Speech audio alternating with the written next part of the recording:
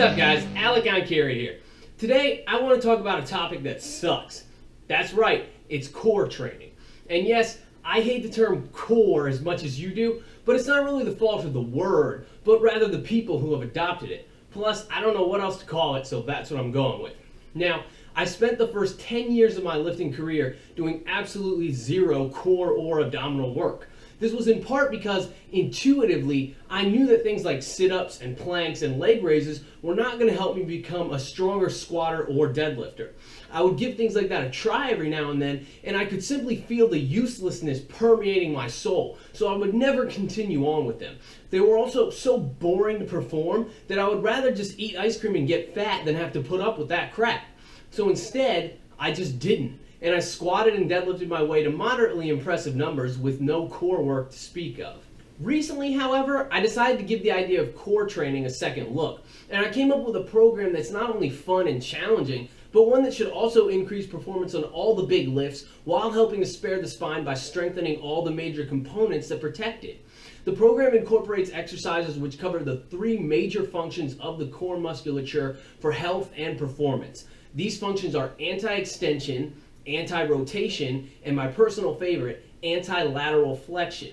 Notice how each category of exercises begins with the word anti.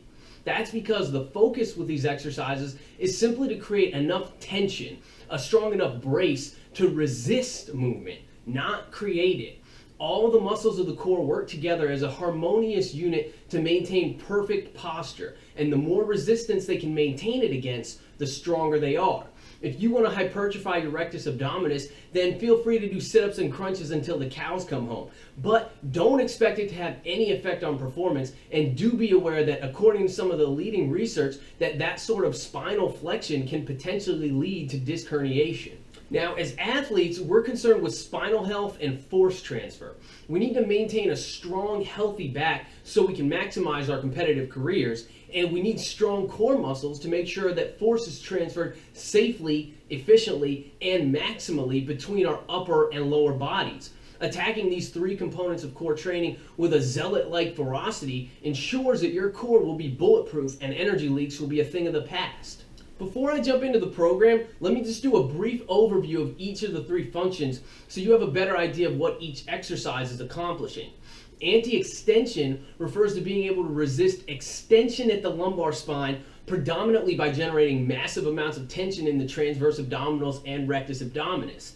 Anti-rotation refers to resisting rotational movements at the spine due to the collective efforts of the obliques, the glutes, and even the lats to a degree. And anti-lateral flexion refers to resisting bending sideways at the waist. Again, a harmonious effort accomplished predominantly by the obliques, glutes, and lats. It's important to remember that posture isn't just everything with these exercises, it's the only thing. And when you lose it, it's time to either stop for the day or regress the exercise in some fashion. The pelvis, hips, and spine should remain as neutral as possible at all times and in all planes during performance of these exercises. To satisfy the anti-extension requirement in this program, your goal should be to work up to being able to perform quality reps with the king of all anti-extension movements, the standing ab rollout. I realize that almost nobody is capable of performing this movement correctly or at all right from the get-go, and I was one of them not long ago. So my next video is going to cover the exact progression that I use to go from being able to perform rollouts only from a kneeling position to finally achieving the coveted standing rollout. Our mainstay anti-rotational movement is going to be variations of the Pallof Press. You can do these from a half kneeling position, a standing position, using the cable stack, or using a band.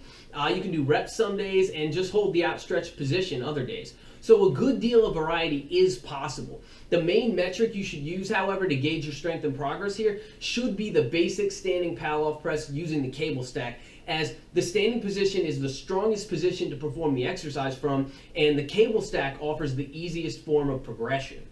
Our anti-lateral flexion movement is going to be variations of the Suitcase lift. If you have access to farmer's walk implements, I recommend you use those because they will allow for the greatest loading, but dumbbells will work in a pinch. You can alternate between sessions with doing reps of Suitcase deadlifts and just doing holds at the top. I prefer just doing holds myself. The tension you can generate in the obliques and lats on the side opposite the arm holding the weight is pretty astounding. These things are fun as hell to do and are hands down my favorite exercise in the program. And if you do them right, they are really hard as well. Lastly, I didn't mention this part in the beginning, but the program wouldn't be complete without the inclusion of heavy supports. My favorite is heavy isometric holds from the front squat position, but recently I've also begun to incorporate holds from the Zercher position as well. I have no idea what function of core activity these satisfy specifically. I just know that they're really tough, really fun, and give you the ability to create unparalleled amounts of tension throughout your middle and upper back, abdominals, glutes, and even quads. The day after I do front squat supports, my glutes and quads will actually be sore from flexing so damn hard just to not be crushed by the weight.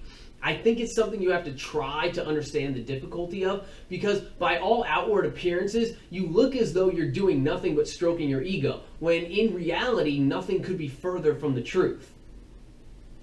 Putting it all together, it should look something like this.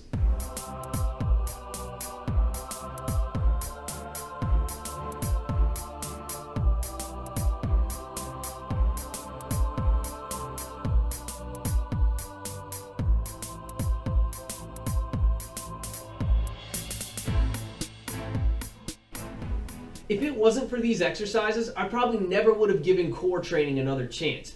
But they allow me to go hard and heavy and really challenge myself while satisfying all proper core training requirements in a manner that's both functional and highly beneficial for regular athletes and strength athletes alike.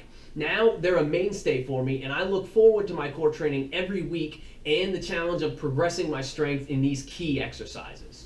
Anyway, that's all I got for now, guys. If you enjoyed the video, please remember to hit the like button. Don't forget to subscribe if you haven't already. And if you're looking for coaching or personal training, shoot me an email at enkiri.elite@gmail.com.